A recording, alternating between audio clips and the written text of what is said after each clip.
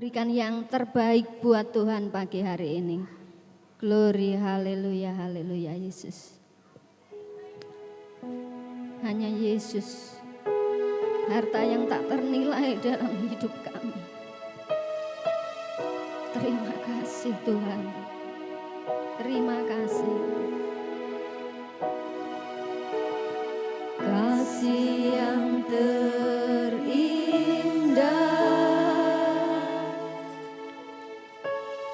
hati yang mulia,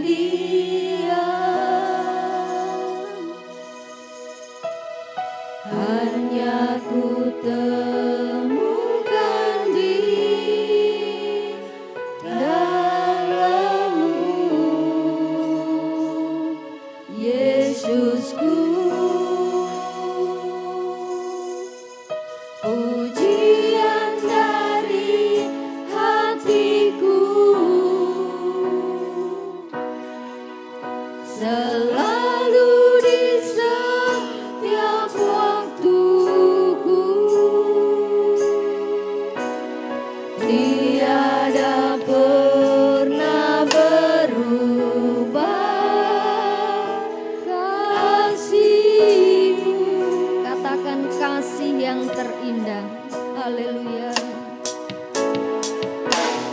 Kasih yang terindah,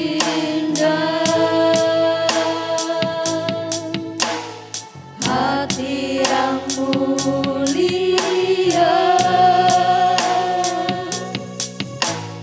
hanya ku temukan di dalam-Mu,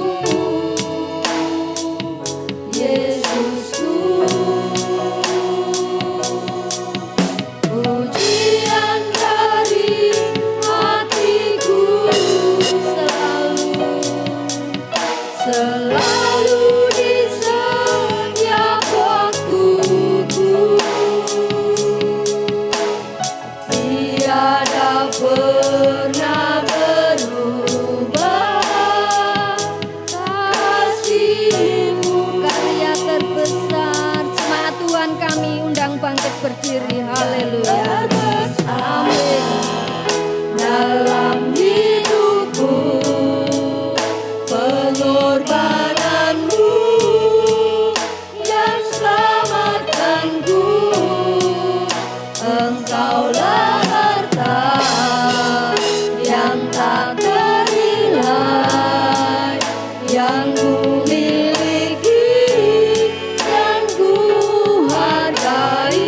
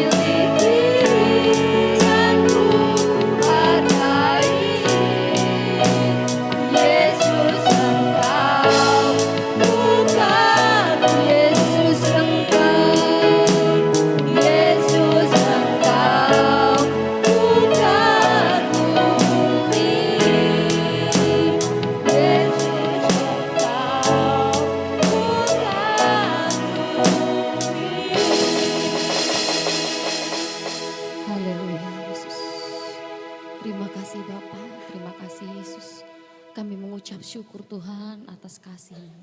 Kami mengucap syukur Tuhan atas penyertaan-Mu dalam hidup kami Tuhan. Kami ada di tempat ini Tuhan, itu semua karena kemurahan-Mu, itu semua karena kebaikan-Mu ya Bapa.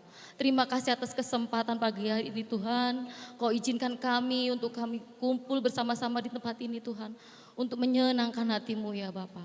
Tuhan, sebentar kami mau mulai ibadah pagi hari ini, kiranya Tuhan Yesus Kau urapi hati kami. Kau urapi ruangan ini Tuhan, biarlah Roh Kudus-Mu saja Tuhan yang hadir di tempat ini.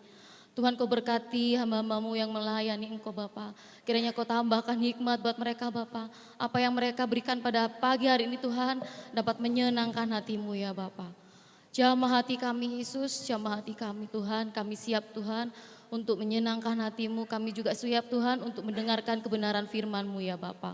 Inilah doa kami Yesus, kami serahkan doa kami di dalam tangan kuasa Roh Kudus-Mu, terpujilah nama-Mu ya Bapa, haleluya, amin. Tetap bangkit berdiri. Saya bacakan firman Tuhan dalam Yeremia 33 ayat 2, beginilah firman Tuhan. Beginilah firman Tuhan yang telah menjadikan bumi dengan membentuknya dan menegakkannya. Tuhan ialah namanya. Amin. Glory, haleluya. Kita mau tetap bangkit berdiri. Kita mau semangat memuji Tuhan. Karena Tuhan adalah Raja yang terbesar. Layak dipuji, layak disembah. Haleluya. Tuhan Raja Maha Besar.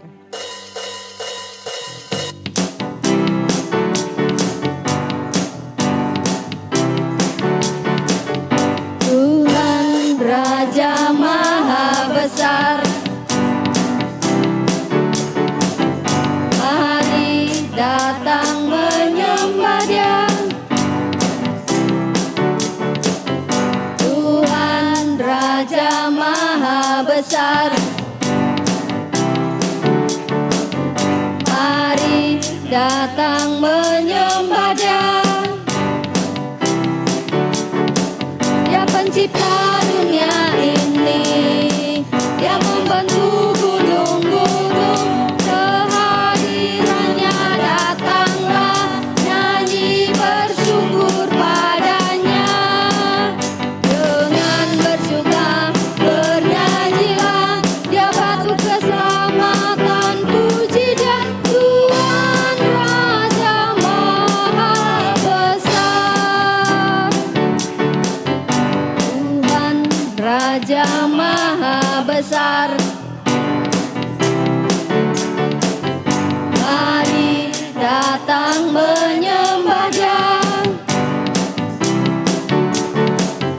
Tuhan Raja Maha Besar. Mari datang menyembah Dia. Dia pencipta dunia ini, Dia membentuk gunung-gunung. Kehadirannya datanglah, nyanyi bersyukur padanya. Dengan bersuka bernyanyilah, Dia batu keselamatan, puji Dia. Tuhan Raja Maha Besar. Dengan bersuka bernyanyilah, Dia batu keselamatan, puji Dia. Tuhan Raja Maha Besar. Tuhan Raja Maha Besar. Tuhan Raja Maha Besar. Tuhan Raja Maha Besar. Tuhan Raja Maha Besar. Haleluya. Tuhan Raja Maha Besar. Kami persilahkan duduk Bapak Ibu Saudara yang dikasihi Tuhan. Kita mau lebih lagi membesarkan nama Tuhan karena Tuhan kita adalah Tuhan yang ajaib, Tuhan yang berkuasa, Tuhan yang sanggup menolong hidup kita. Amin. Haleluya.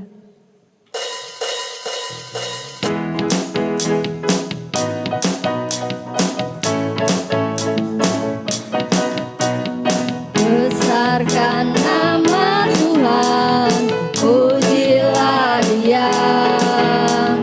Kemurahannya besar, tiada terbilang.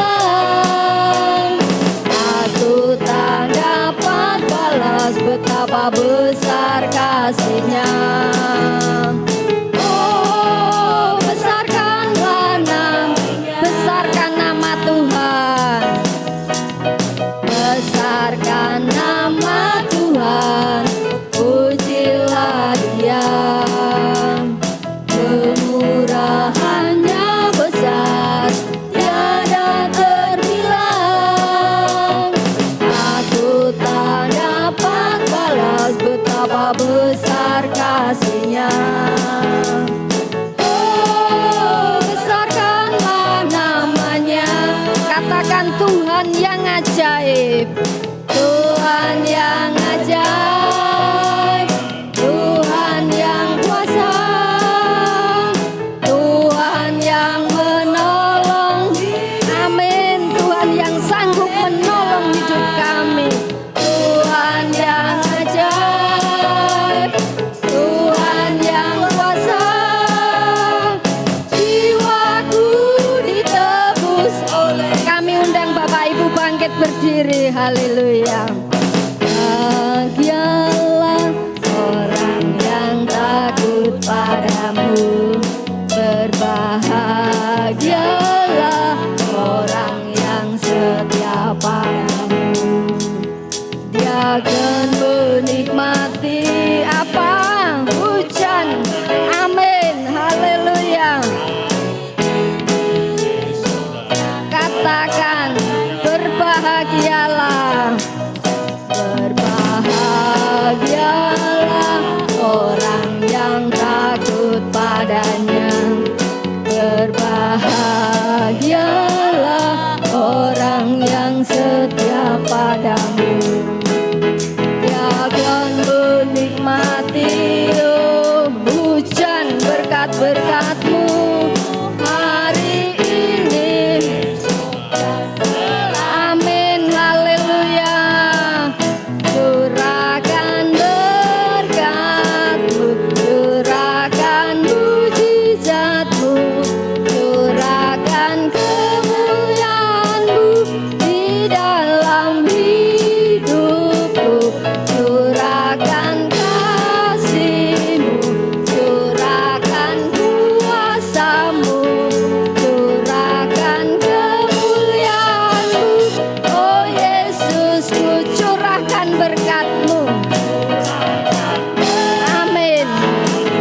Curahkan mujizat-Mu, curahkan kedahsyatan-Mu di dalam hidupku. Curahkan kasih-Mu, curahkan kuasa-Mu, curahkan kemuliaan-Mu. Oh Yesus, ku curahkan kemuliaan-Mu. Oh Yesus, curahkan kemuliaan-Mu, curahkan kemuliaan-Mu. Oh Yesusku, haleluya. Biarlah hujan berkat dicurahkan atas hidup kita, haleluya. Kami persilahkan duduk Bapak Ibu Saudara. Persembahan pujian anak-anak sekolah minggu. Kami persilahkan.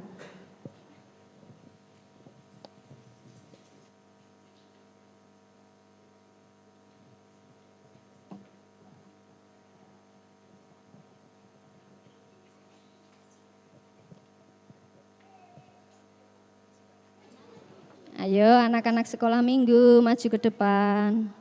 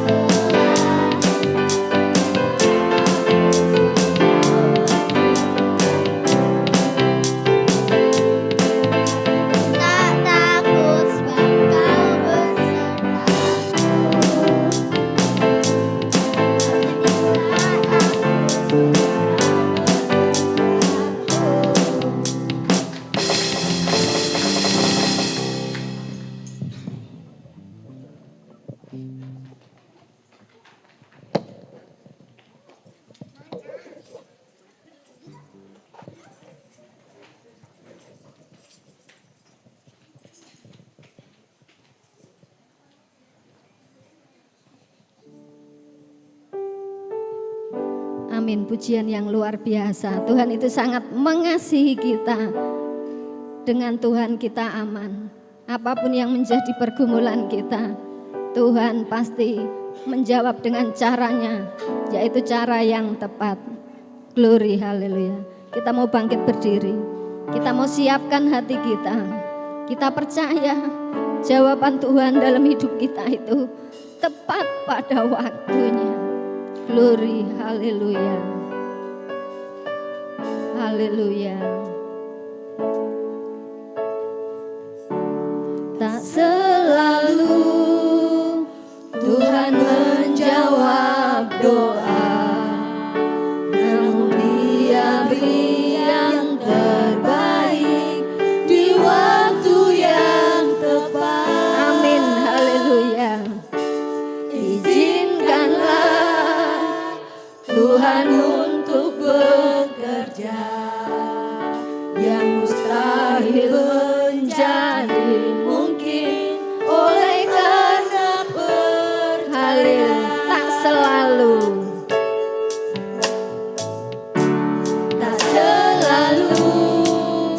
Tuhan menjawab doa, namun Dia beri yang terbaik di waktu yang tepat. Amin, haleluya.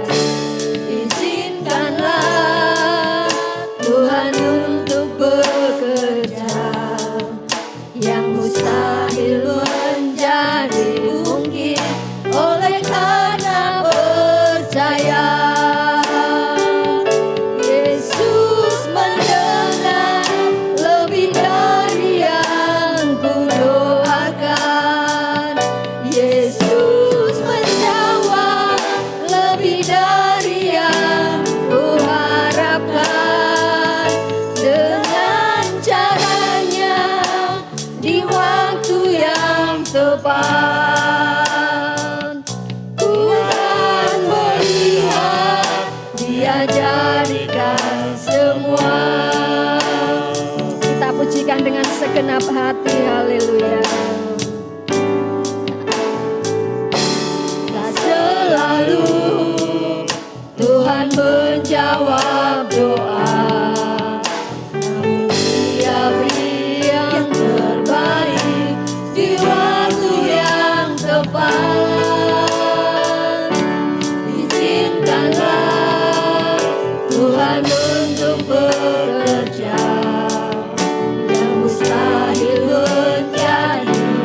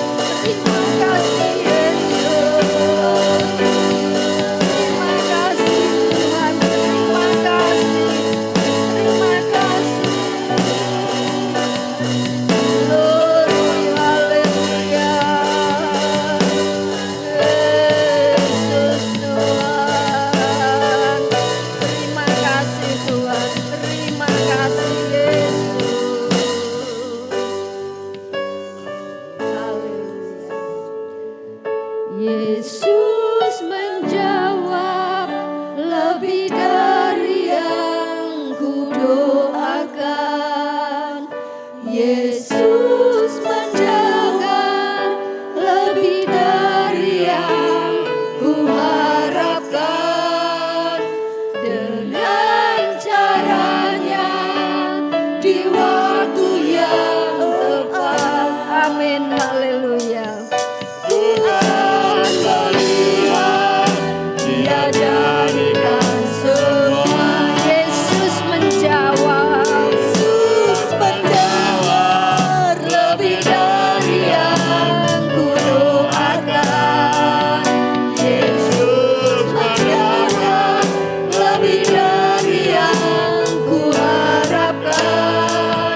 Dengan caranya di waktu yang tepat. Tuhan melihat, Dia jadikan semua.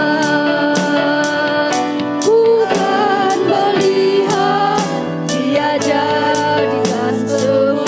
Bukan melihat, Tuhan melihat, Dia jadikan semua. Haleluya, haleluya. Terpujilah namamu Tuhan. Haleluya. Terima kasih Tuhan Yesus, terima kasih. Kami percaya Tuhan Engkau mendengar setiap doa-doa kami.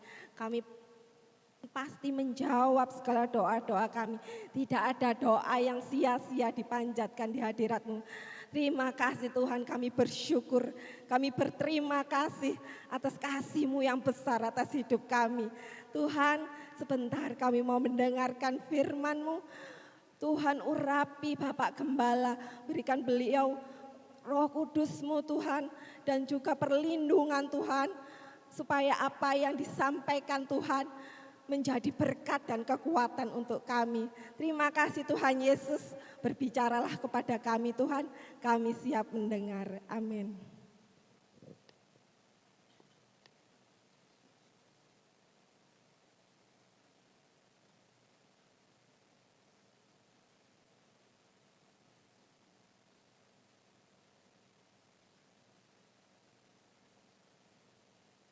Cik, puji nama Tuhan. Selamat pagi Bapak Ibu. Ada haleluya? Bisa tolong ada yang di bagian mixer dikecilin sedikit mic-nya saya. Ya, senang sekali saya berjumpa dengan Bapak Ibu pada pagi hari ini. Hari ini saya akan memberikan satu tema firman Tuhan, yaitu pengalaman bukan segalanya. Coba katakan kiri kananmu, pengalaman bukan segalanya. Iya. Menurut orang-orang, bisa tolong, ya, itu di sana dikatakan, ini perkataan coach yang terkenal, yaitu pengalaman seringkali adalah guru terbaik, betul ya? Pengalaman adalah guru terbaik. Tetapi saya akan memberikan satu tema dan bukti di dalam Alkitab bahwa pengalaman itu bukan segalanya. Memang kita perlu namanya pengalaman. Pengalaman itu perlu mulai dari pekerjaan rata-rata yang sudah berpengalaman. Kemudian apa? Ketika saya membawakan firman Tuhan, pujian, singer, melayani Tuhan, itu juga perlu pengalaman, perlu jam terbang. Pilot juga perlu pengalaman, tetapi kita akan lihat bahwa pengalaman itu bukan segala-galanya di dalam mengiring akan Tuhan. Coba kita semua buka di dalam Bilangan 20. Kita semua buka di dalam Bilangan 20 ayat yang ke-10. Bilangan 20 ayat yang ke-8 dulu. Bisa mundur? Ya ini ayat yang ke-8, 9, 10. Ini ada satu cerita bahwa pengalaman itu ternyata bukan segalanya. Kalau sudah ketemu, mari kita semua bangkit berdiri. Bilangan 20 ayat yang ke-8. kita bergantian. Saya baca ayat 28, Bapak Ibu baca ayat 9. Saya baca ayat 8. Ambillah tongkatmu itu dan engkau dan Harun, kakakmu harus menyuruh umat itu berkumpul. Katakanlah di depan mata mereka kepada bukit batu itu supaya diberinya air. Demikianlah engkau mengeluarkan air dari bukit batu itu bagi mereka dan memberi minum umat itu serta ternaknya. 9.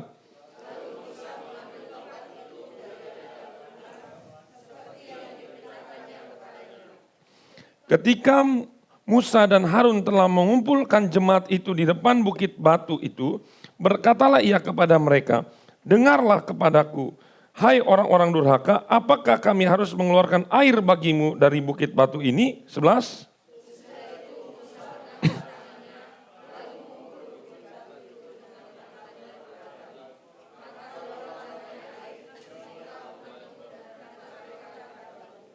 Lihat di ayat 12, baca bersama-sama.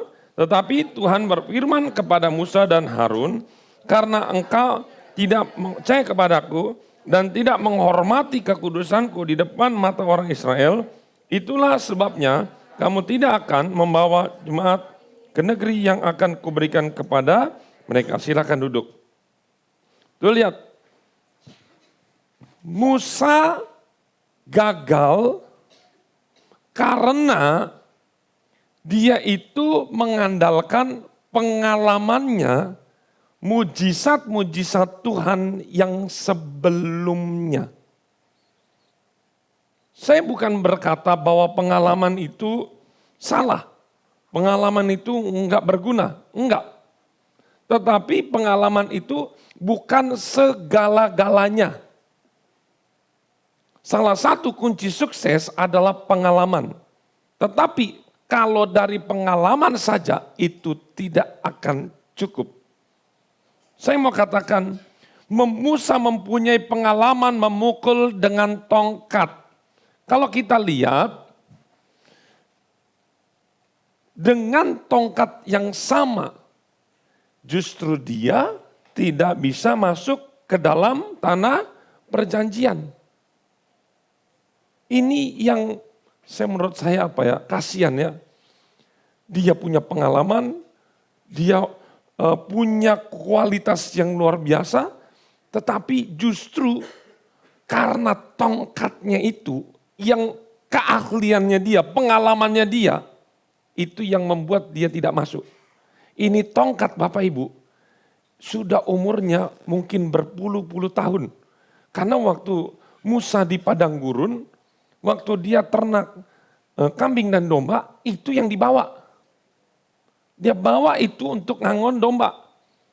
Kemudian ketika Tuhan berjumpa dengan Musa, Tuhan berkata, Musa kamu punya apa? Tuhan nggak bilang kamu punya berapa uang, kamu punya berapa baju bagus-bagus, enggak.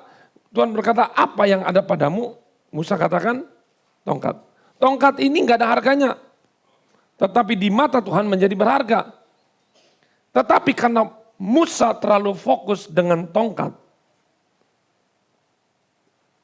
dia tidak masuk ke tanah perjanjian. Ingat, Tuhan seringkali memakai alat-alat yang ada pada kita. Sekecil apapun, contohnya untuk memberkati umat-umat Israel makan, Tuhan memakai anak kecil dengan apa? 5 roti dan 2 ikan. Tetapi bukan ketika ingin memberkati orang harus ada roti, harus ada ikan. Mohon maaf. Jangan berpikir seperti itu. Karena Tuhan bisa mengubah batu menjadi roti. Kita lihat lagi. Ketika orang membutuhkan makanan. Mungkin, saya butuh makan. Enggak perlu khawatir. Karena ingat ada kejadian burung gagak memberi makan. Makan dan minum. Dia diberi makan. Nabi siapa itu? Elia. Jadi ada banyak cara Tuhan untuk memberkati umatnya. Yang menjadi kesalahan banyak orang Kristen adalah selalu memakai pengalaman yang sama di tahun lalu. Padahal Tuhan tidak berkenan terhadap pengalaman itu. Tuhan itu bekerja secara kreatif dan progresif selalu maju dan bukan mundur. Lihat di sini. Pengalaman Musa. Keluaran 7 ayat 20 kita baca bersama-sama. Ini pengalaman Musa pertama dengan tongkatnya. Demikianlah Musa dan Harun berbuat seperti yang difirmankan Tuhan. Diangkatnya tongkat itu, dipukul. Tuh ya, dipukul. Tadi batu itu dipukul dengan tongkat. Sekarang air ini pertama kali dipukul airnya dengan tongkat di Sungai Nil. Maka air itu berubah menjadi darah. Pengalaman Musa kedua. Sama-sama di gunung. Keluaran 17 ayat 5. Berfirmanlah Tuhan kepada Musa, berjalanlah di depan bangsa itu, bawalah berserta engkau berapa orang dari antara para tua-tua Israel. Bawalah juga di tanganmu tongkatmu yang kau pakai. Tuh lihat. Memukul Sungai Nil. Sama ya. Menggunakan tongkat yang sama. Maka aku akan berdiri di sana di depanmu di atas gunung batu di Horeb. Firman Tuhan katakan, haruslah kau pukul. 2 kali Tuhan katakan pukul.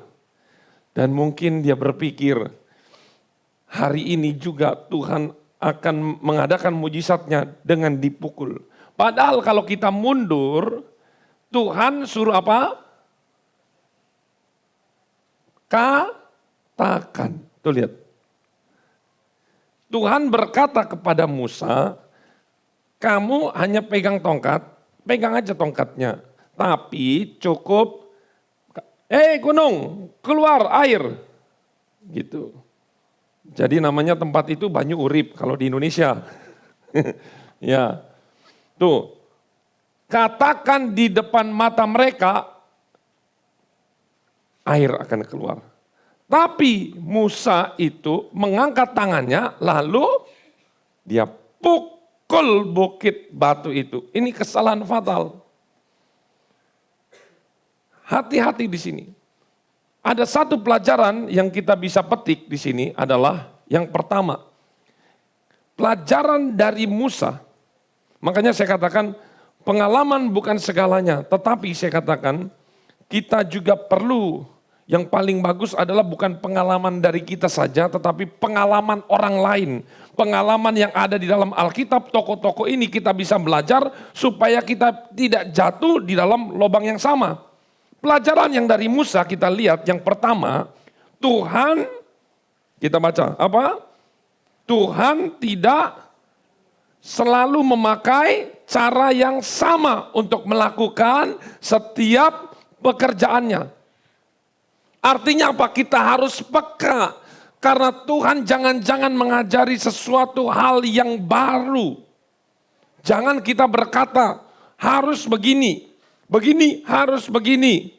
Tuhan, Engkau tolong saya seperti tahun lalu. Waktu tahun lalu saudara saya namanya Budi. Ini menolong saya. Tuhan, sekarang juga Engkau gerakan Bapak Budi ini menolong saya. Lah itu tahun lalu. Tuhan bertahun-tahun lalu, sudah 3 tahun ini Bapak Budi menolong membantu saya. Sekarang dia itu sudah agak berubah hatinya. Tuhan tolong lunakan hatinya. Nah ini cara yang salah. Seringkali kalau orang itu selalu bergantung, memang Tuhan pakai Bapak Budi bertahun-tahun lalu, bisa jadi Tuhan gerakan orang lain. Bisa jadi bukan dari mana-mana, tetapi Tuhan berkati berkatnya itu sendiri lewat kita. Amin. Ini yang harus kita belajar. Bahwa Tuhan tidak memakai cara yang sama untuk memberkati umatnya. Tuhan tidak memakai cara yang sama untuk mendidik umatnya. Kalau kita tidak peka, maka seringkali terlewat mujizat-mujizat Tuhan itu kabur begitu saja. Karena apa? Kita itu terlalu terpaku kepada pengalaman yang lalu.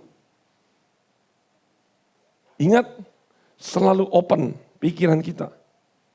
Tuhan mau apa sekarang? Tuhan mau apa sekarang? Saya ingat ketika Yesus menyembuhkan orang-orang, itu orang buta aja. Yesus sembuhkan, itu ada banyak berbagai versi, berbagai macam.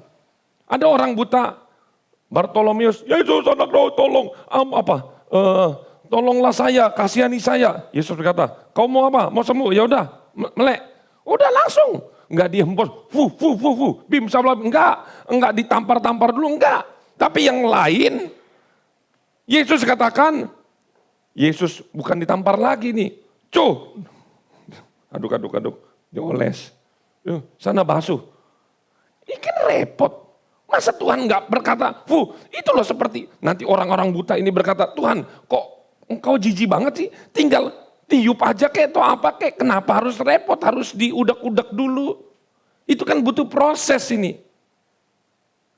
Bahkan enggak cuma sembuh satu kali, bahkan ada cerita lagi ketika bagaimana kamu udah melihat, iya masih samar-samar, sudah pohon-pohon kelihatan tapi masih bayang-bayang, mungkin dia bisa melihat tapi masih mungkin -8, jadi kok agak-agak cahayanya ada tapi nggak jelas.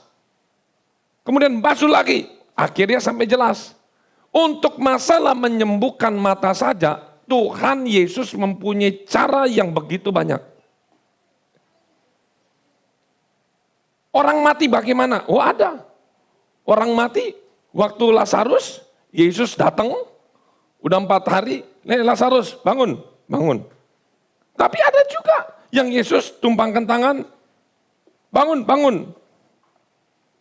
Lihat, cara Tuhan begitu kaya. Tapi seringkali manusia membatasi cara Tuhan. Kita harus belajar di sini. Ya. Yang kedua, jangan batasi pekerjaan Tuhan. Bahkan mengatur Tuhan untuk menolong kita. Itu enggak boleh sama sekali. Ini hal yang haram yang harus tidak boleh dilakukan oleh umat-umat percaya. Kita ngatur Tuhan. Pokoknya Tuhan, engkau harus memberkati saya lewat Bapak ini. Saya yakin Tuhan akan tolong saya. Lah, itu namanya sudah mengatur. Sedangkan Tuhan punya banyak cara.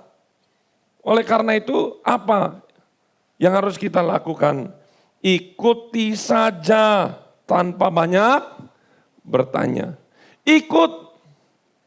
Kan ada lagunya sekolah minggu. Ikuti saya. Begitu. Ikuti saya.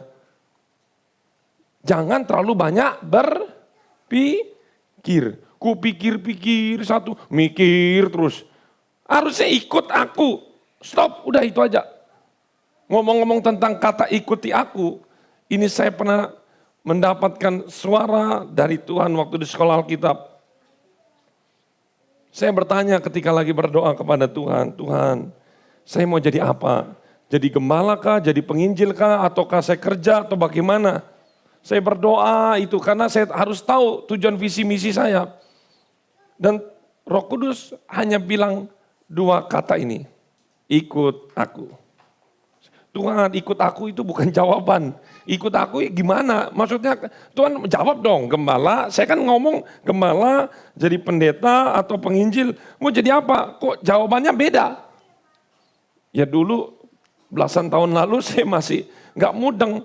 Akhirnya saya tanya papa saya, papi, saya bilang, saya berdoa berhari-hari. Dan jawabannya cuma 2 kata, ikut aku. Papi saya kaget. Wah, itu jawaban yang bagus. Loh, kenapa jawaban bagus? Ya udah, ikut aja. Ikut aku itu udah benar-benar nggak usah banyak tanya, ikut aja. Dan ternyata itu luar biasa. Ikut aja. Kalau Tuhan jelaskan juga kita nggak akan ngerti pada waktu itu loh ya. Belasan tahun kalau Tuhan, kamu nanti jadi gembala, masuk ke sini, tempat di sini, nggak mudeng juga.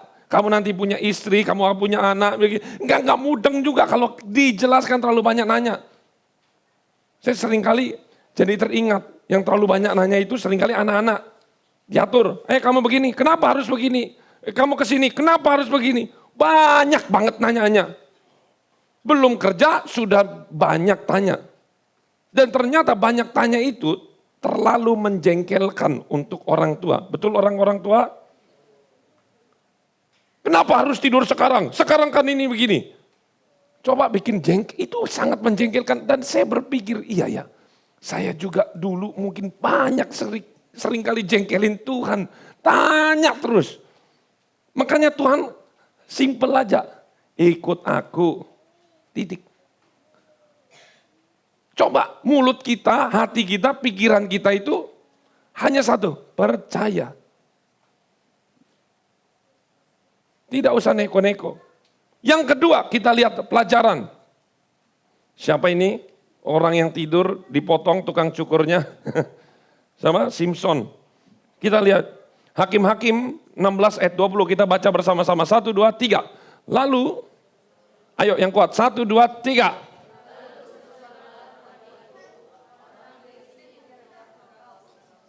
Maka, serta katanya, baca baik-baik ya. Seperti yang sudah-sudah, aku akan bebas dan akan meronta lepas. Tetapi tidak diketahuinya bahwa Tuhan telah meninggalkan dia. Ini Simpson, ini cerita yang sangat lucu lagi. Kenapa saya katakan lucu? Dia itu terlalu percaya diri yang berlebihan. Karena dia berpikir dan dia berkata dalam hatinya seperti yang sudah-sudah. Hei, saya punya pengalaman. Itu kemarin saya lepas. Diikat ini saya lepas. Ini saya lepas. Hei, tenang aja. Waktu sudah dia mau bangun. Sudah hilang semua kekuatannya. Sama seperti orang biasa. Lihat di sini. Pengalaman Simpson justru itulah yang menghancurkan dia. Ini ngeri. Simpson itu kekuatannya terletak di mana? Otot-ototnya. Musa itu terletak di mana? Tongkatnya. Kenapa? Tongkatnya ditaruh di lantai jadi ular. Simpson terletak di kekuatannya. Tetapi justru dari kekuatannya itu Tuhan permalukan Musa dengan tongkatnya. Tuhan permalukan Simpson dengan kekuatannya. Berapa banyak Simpson hajar laki-laki perkasa. Ratusan sampai tidak terhitung. Wah, dia luar biasa. Tapi dia dikalahkan oleh seorang wanita yang tidak punya kekuatan. Ototnya maksudnya. Secara fisik lemah.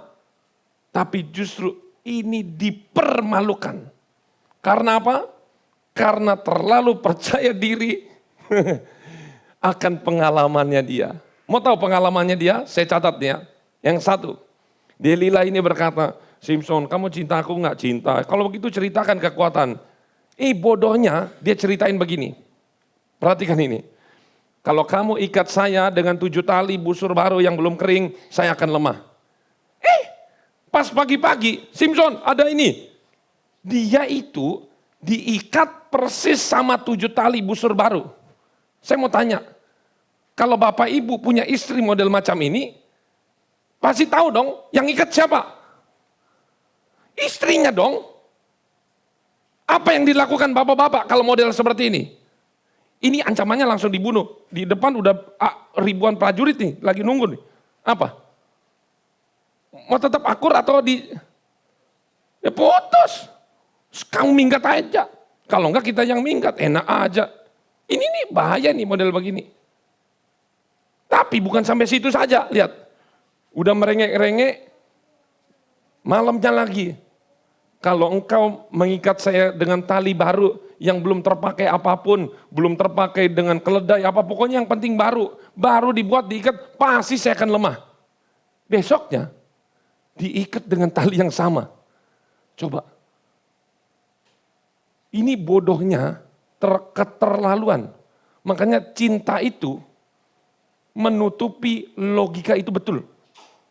Saking terlalu cintanya kepada Delila, logikanya Simpson udah seperti kerbau yang dicucuk hidungnya. Pagi-pagi dia bangun, sudah ada tali baru. Dia lepasin lagi, 2 kali lepas. Ketiga, ini udah nyerempet. Yang 1, 2 belum. Yang ketiga, istrinya nangis-nangis. Kamu bohong, kamu gak cinta saya. Lah kalau begitu, kalau saya jadi Simpson, lalu lebih gila lagi. Masa saya mau dibunuh? Kamu cinta saya enggak? Nah kan harusnya ngomong gitu. Ini malah cari pencobaan. Istrinya nangis-nangis, dikatakan bilang, kalau engkau menenun ketunjuk rambut, nah udah ngungkit-ngungkit rambut kan? Nah, udah nempel. Jalinku bersama dengan lungsing ini benang. Ya. Dan mengokohkan ke patok, maka saya tidak patok itu ya. Jadi diikat benang, dipatok, truk gitu. Saya seperti orang biasa pada umumnya. Besok paginya sama diikat-ikat, dipatok. 3 kali, kok ya begitu ya sikapnya dia. Coba, bapak-bapak masuk logika nggak ini? Punya model istri begini, masih mau dipelihara nih. Masih mau dicintai, ini nggak layak loh Bapak Ibu. Ini bukan hanya mempertaruhkan rumah tangga, tapi nyawa seseorang. Konsekuensinya Simpson mati. Tapi ingat, cinta itu membunuh logika.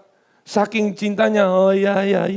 Udah air mata, nangis-nangis. Yang keempat, kamu gak cinta berhari-hari. Dia nangis, kamu gak cinta. Dikasih tahulah, iya sayangku, saya itu rambutnya gak pernah disentuh. Ini lihat rambut saya gimbal nih. Gak pernah sampoan, gak pernah disentuh, gak pernah dicukur. Saya gak tahu ya rambutnya kayak gimana itu. Itu kalau dipotong, saya hilang. Dia pikir, ya gampang. Kenapa? Dia nggak boleh sentuh bangkai kan? Waktu dia berantem itu, dia membunuh singa itu, tetapi waktu dia membunuh singa itu, pulangnya dia lihat ada madu. Dia nggak boleh sentuh bangkai, tapi dia main-main pencobaan. Dia ambil ada madunya diambil. Nggak kena, hari itu nggak kena. Dia main-main dengan kekuatan Tuhan, kesempatan yang Tuhan berikan. Lihatlah jadinya ini. Oleh karena itu saya mau katakan pengalaman apa yang kita belajar dari Simpson. Jangan mencobai Tuhan. Katakan jangan mencobai. Misalnya kalau waktu pacaran, seminar pacaran, ada anak-anak muda dan segala macam begitu. Nanti ujung-ujungnya yang ditanyakan begini. Ini selalu dari tahun ke tahun kalau diadakan pasti nanya begini. Pak, batasnya apa kalau pacaran Pak? Batasnya sampai mana kok? Ini namanya mencari pencobaan. Ya, misalnya batasnya di sini, misalnya di sini. Batasnya di mana? Di sini, berarti di sini boleh. Batasnya di mana? Di sini. Kalau di sini boleh nanti selalu diambang batas terus. Manusia itu selalu di garis paling ujung, sering mainnya di perbatasan. Contohnya lagi Hawa. Dikatakan jangan makan buah itu. Tapi dia mepet-mepet terus. Bagus ya, dilus-lus, bagus. Kalau di situ terus dia jatuh. Ini lihat, Simpson sudah tahu dia lemahnya dengan wanita. Dia tahu. Tapi mepet-mepet terus, cari-cari pencobaan terus. Ingat, jangan mencobai Tuhan dengan talenta yang kita miliki. Seringkali manusia itu mencobai Tuhan dengan talentanya yang dimilikinya. Mentang-mentang Tuhan berikan apa? Tuhan berikan talenta, musik, dia coba-coba. Dia coba-coba, ayo terus, ini banyak ini. Hati-hati. Justru talenta yang dimiliki itu yang akan menghancurkan kehidupan kita. Hati-hati. Berikutnya. Nggak bisa ya, next. Nah ini, talenta disertai pengalaman belum cukup untuk bisa bertahan dalam hidup. Enggak cukup. Simpson sudah punya talenta di kekuatannya. Simpson juga punya pengalaman, tetapi itu enggak cukup. Untuk menjadi orang sukses, enggak cukup. Harus disertai dengan apa? Takut akan Tuhan.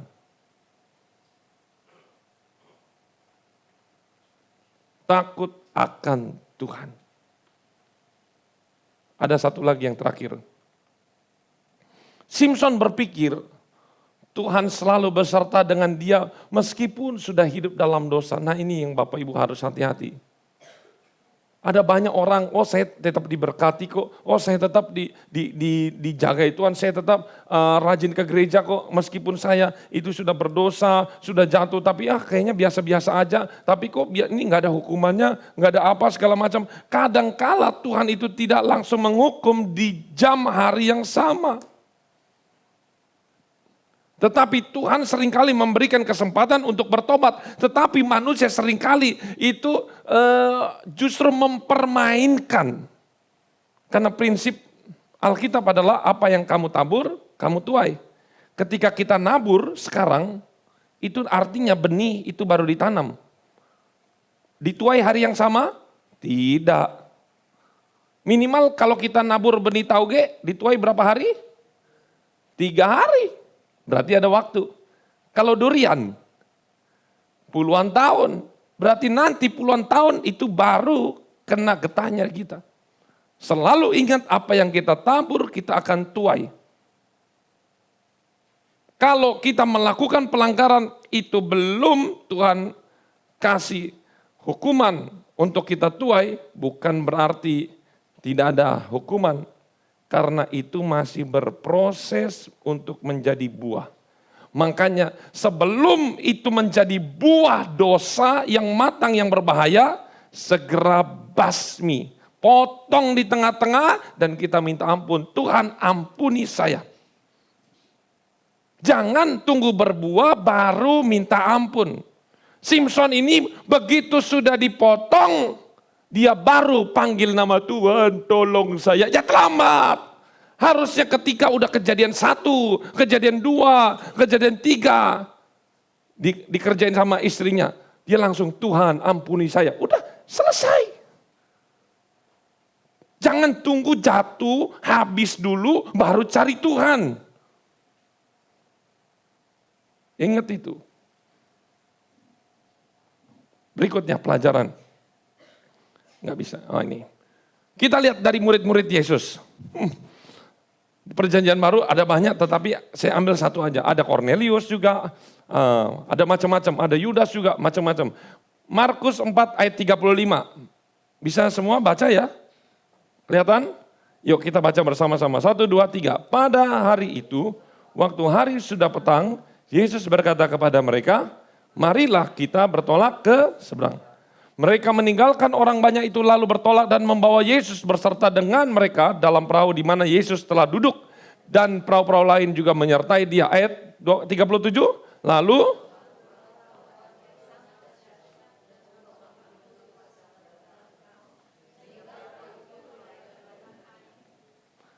terus 4:38, pada waktu itu Yesus sedang tidur di buritan di sebuah tilam.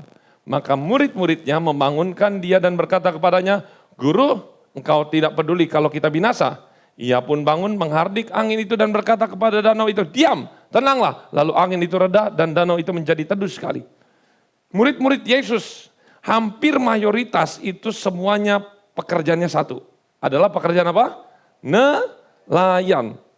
Makanya di sana terkenalnya ada ikan Petrus sama kayak ikan nila, ikan mujair. Itu apa ikan Petrus itu yang ditangkap Petrus, ya itu sama seperti yang di sini. Nggak terlalu jauh beda bentuknya, rasanya juga mirip, sama.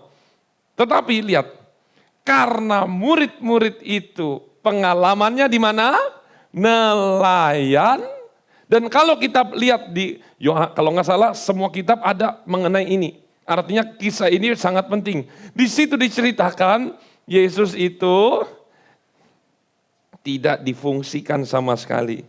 Udah Yesus mah kalau di darat engkau boleh mengajar, kalau mengajar mujizat engkau nomor 1. Tapi kalau soal nelayan apa? Bisa dayung, wah Yesus nggak pernah. Bisa apa? Mancing, wah nggak bisa. Bisa apa? Narik layar nggak bisa. Tahu mata angin nggak bisa. Turu ae. Yesus ditaruhnya lihat di buritan ini. Di buritan di mana? Paling ujung, di belakang. Kesalahan orang Kristen itu suka taruh Yesus taruh di belakang. Yesus engkau di belakang aja lah. Saya pernah ada satu cerita ini benar-benar terjadi. Ini artikel yang sangat terkenal, udah lama. Jadi satu cerita, ada sekelompok anak muda, dia mau camping begitu, kemudian dia bawa perlengkapan semuanya, dan semua mulai dari telur, apa semua camping gitu, anak muda. Terus orang tuanya bilang, ayo berdoa dulu. Dia cuman, Yesus mah taruh. Intinya anak ini dia tidak mau, dia melecehkan Tuhan. Bahkan dia katakan begini, udah kalau Yesus mah taruhnya di belakang aja, di bagasi. Akhirnya ini tabrakan, mati semua. Semuanya hancur. Tapi di bagasi tidak ada yang hancur. Telur pun tidak pecah. Saya ingat ini, kisah ini. Telur pun yang taruh di belakang tidak pecah. Bagasi selamat, depan tidak selamat. Karena Yesus ditaruhnya di bagasi. Lihat. Bapak Ibu, kalau baca ini tolong sambil dihayati. Nih. Ombak menyembur masuk ke dalam perahu. Kalau Bapak Ibu jadi Yesus, kalau saya jadi Yesus, lagi udah mau tenggelam, bukan miring-miring lagi. Airnya masuk, udah mau penuh. Perahu itu sudah mulai penuh dengan air. Pertanyaan saya, Yesus itu tidur apa enggak? Ayo, bisa tidur? Pak Wahyu bisa tidur? Tenggelam-tenggelam aja, saya ngantuk. Gitu. Tidur enggak? Atau panik? Saya yakin ya. Ini Yesus cuma ngejok doang, bercanda doang. Mana lagi mau tenggelam, dia masih tidur. Kan air nyemprot. Dia sambil mungkin ditutup, kapok, kamu sambil goyang-goyang, kapok, kamu kapan kamu panggil saya? Sambil di belakang begitu, pura-pura. Sampai, coba next berikut. Murid-muridnya, ini nih. Nggak bisa, ini nih, dah. Tuh, Yesus tidur, katanya tidur. Saya yakin di ruangan ini nggak ada yang bisa tidur, perahu mau tenggelam, tidur. Bisa tidur. Yang ada panik, nggak bisa. Ini nih, tapi ditulisin Yesus tidur.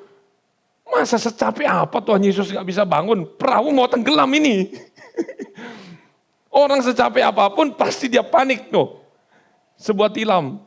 Murid-muridnya ngomong, Guru, engkau tidak peduli kita semua binasa. Artinya, kok kamu tidur aja sih? Ini kenapa? Yesus jengkel. Sok, saya berpikir ya, ini cuman bercandanya saya. Ini bercandanya saya. Mungkin waktu Yesus pura-pura tidur, Yesus bilang sama malaikat, tolong digoyang-goyang ini. Mereka sudah keremen saya, goyang malaikat, ayo kipas-kipas dulu. Nah, pas sudah goyang, kapok. Nah, makanya, Guru, kau tidak peduli kita binasa. Oh, mau binasa ya, baru butuh saya nih. Kenapa? Mereka skillnya udah gak bisa kepake. Enggak ada lagi talenta mereka yang menjadi keahlian mereka buang semua, nyerah. Ketika mereka menyerah, mereka mulai membangunkan Yesus. Seberapa banyak orang Kristen model begini, ketika udah jalan sini, kiri, kanan, depan, belakang, atas, bawah, sudah tertutup jalan, baru bangunkan Yesus. Jangan-jangan itu Yesus juga bercanda, ayo dikipas dulu. Kamu udah gak ngandalin saya, ya wis, tak lepas. Malaikat pengipas, ombak badai, ayo dikipas dulu supaya jangan sombong. Itu udah gak nyari-nyari saya. Saya juga akan melakukan hal yang sama. Ketika anak-anak saya mulai menghindari orang tuanya di jalan yang benar, Bapak yang baik pasti akan cari dengan berbagai macam cara. Kalau anak-anaknya liar begitu, dia biarin aja, itu namanya bukan Bapak yang baik. Oleh karena itu bersyukur Bapak Ibu. Kalau Bapak Ibu di tempat ini sedang dalam ombak, bersyukur. Yang penting di perahu itu ada Yesus. Amin. Kalau di perahu itu Yesusnya sudah tidak ada, celaka. Meskipun terlambat, sudah goyang-goyang mau tenggelam baru bangunkan. Yesus dengan simpelnya, ombak semuanya, diem. Kan gak mungkin ombaknya yang diem. Tapi siapa ini yang ngipas-ngipas ini? Ini malaikat, wis mana naik lagi ke surga. Diem. Mereka bingung, kok bisa? Pengalaman gak punya. Yesus gak punya pengalaman jadi nelayan. Kok bisa? Mereka sampai terbingung-bingung. Logika nggak bisa menjelaskan kenapa Yesus bisa seperti itu. Kadang juga setiap masalah kita, Tuhan tolong. Dan kita berkata, hah? Kok caranya begini? Kok nggak nyambung seperti pikiran saya? Saya berpikir harusnya begini, harus begini. Tapi kenapa cara Tuhan ini lebih ajaib? Kok sesederhana ini? Saya pikir rumit, tapi kok sesederhana ini?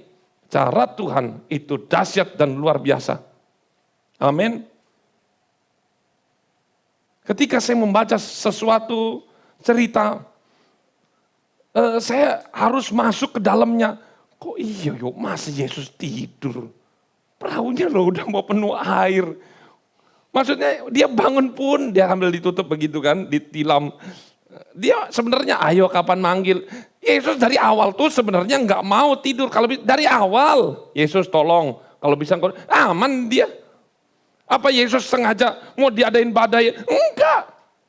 Yesus mau terlibat dalam setiap apapun rencana kita. Selalu sertakan Yesus. Jangan sampai sudah hancur dulu baru panggil Yesus. Hari ini kita belajar.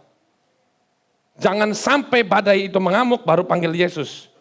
Panggil Yesus dulu. Baru kita melakukan segala sesuatu. Makanya Bapak Ibu seringkali kan ada rumah baru didoakan dulu. Sebelum ditempati. Ada kendaraan baru didoakan dulu. Sebelum dipakai. Dalam segala apapun, apa segala macam, doa. Panggil Yesus dalam apapun. Mau makan sesuatu yang baru, berdoa dulu. Yesus yang harus terutama ada di depan. Saya yakin kok, Yesus itu dan orang tua itu punya sifat gak mau kok pukul-pukul anaknya, ngerjain anaknya, digoyang-goyang ombak dahsyat, enggak mau. Pengennya santai. Tetapi nggak bisa santai kalau kitanya tidak bisa dewasa dalam mengiring akan Tuhan. Dewasa. Jangan dipukul baru bertobat. Kalau perlu belum dipukul, ya lurus-lurus saja, enak. Dan orang tua tuh nggak capek. Yesus juga nggak capek ngurus-ngurusin. Begitu terus jatuh bangun, repot. Makanya Yesus itu sangat mempunyai impian, jadilah sama seperti aku, dewasa, dalam berpikir, dalam berkata, dalam bertindak, dewasa. Ayo dewasa. Orang dewasa itu nggak perlu lagi dimarahin, dia tahu inisiatif. Kalau anak-anak itu disuruh, orang dewasa enggak. Saya yakin orang-orang dewasa, kalau dia berpikir, kalau saya nggak bangun pagi, nggak kerja, nggak dapat makan. Orang dewasa, kalau saya nggak bangunin anak saya nggak bangun. Tapi anak-anak mana dia berpikir, taunya dia cuma mainan, bangun, main, harus diatur. Di sini diatur. Yesus mau kita supaya mempunyai kedewasaan. Apa pelajaran yang bisa diambil? Bisa di next.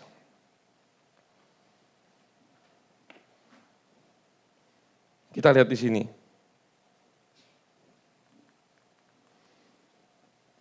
Pelajaran yang bisa diambil dari murid-murid adalah, yang pertama, jangan merasa diri paling tahu, merasa diri paling hebat dalam segalanya. Karena semuanya bisa hancur dalam sekejap. Ketika kita merasa paling hebat, paling jago, ingat, jangan-jangan itulah cara Tuhan itu supaya kita jatuh di situ. Mengerikan ini. Kekuatan kita justru itu yang menghancurkan kita. Ketika kita paling tahu, paling hebat. Pemain musik mungkin bisa siap depan. Yang kedua, jangan memanggil Tuhan ketika keadaan sudah terjepit. Tetapi andalkan Tuhan setiap waktu. Saya yakin, saya percaya pada saat pagi ini, kita semua menjadi orang-orang yang diberkati Tuhan. Jangan hanya mengandalkan pengalaman bersama Tuhan tahun lalu. Saya katakan gini, pengalaman bersama Tuhan tahun lalu belum tentu bisa dipakai hari ini. Tuhan mungkin menjawab doa-doa kita tahun-tahun lalu. Tapi jangan-jangan Tuhan memakai cara yang sama, cara yang lain untuk memberkati kita. Saya ingat ketika Nabi Elia, dia berdoa, turun api, dia berdoa. Turun api, bakar, langsung terbakar. Ingat, tidak berapa menit itu doa langsung dijawab. Tetapi di hari yang sama Elia berdoa minta hujan, itu enggak datang hujannya. Minta hujan, cuman keluar awan kecil. Lihat, jangan mengeluh, jangan cepat kecewa, jangan cepat putus asa, karena dengan pengalaman masa lalu harus cepat, sekarang juga harus cepat. Kita itu satu saja, ikut saja. Ikut Tuhan, dalam segala hal ikut saja. Saya tahu Tuhan itu punya banyak cara untuk memberkati kehidupan kita semua. Mari kita masuk di dalam pujian dan penyembahan. Singer mungkin bisa maju. Ya.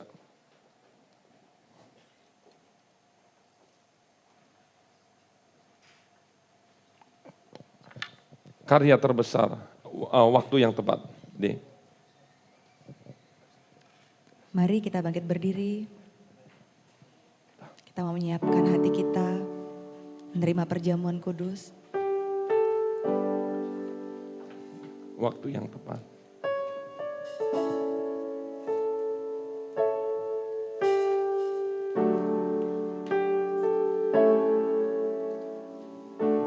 Tak selalu Tuhan menjawab doa, namun Dia beri yang terbaik di waktu yang tepat.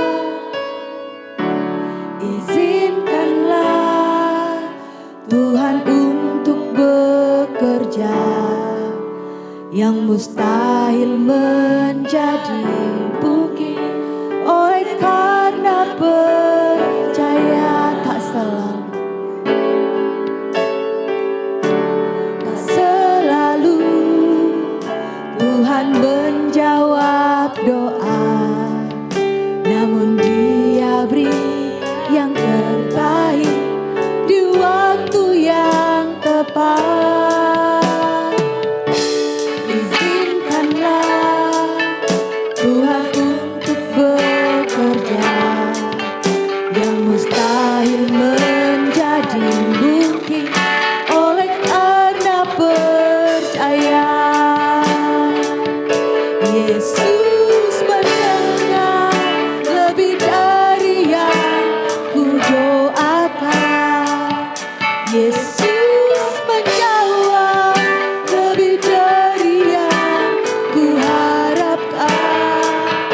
Dengan caranya di waktu yang tepat, ku akan melihat Dia jadikan semua.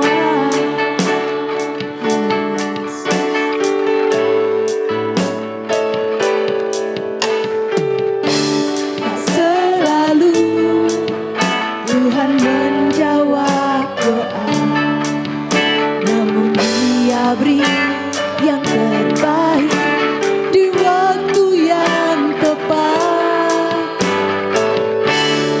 Izinkanlah Tuhan untuk bekerja, yang mustahil menjadi mungkin.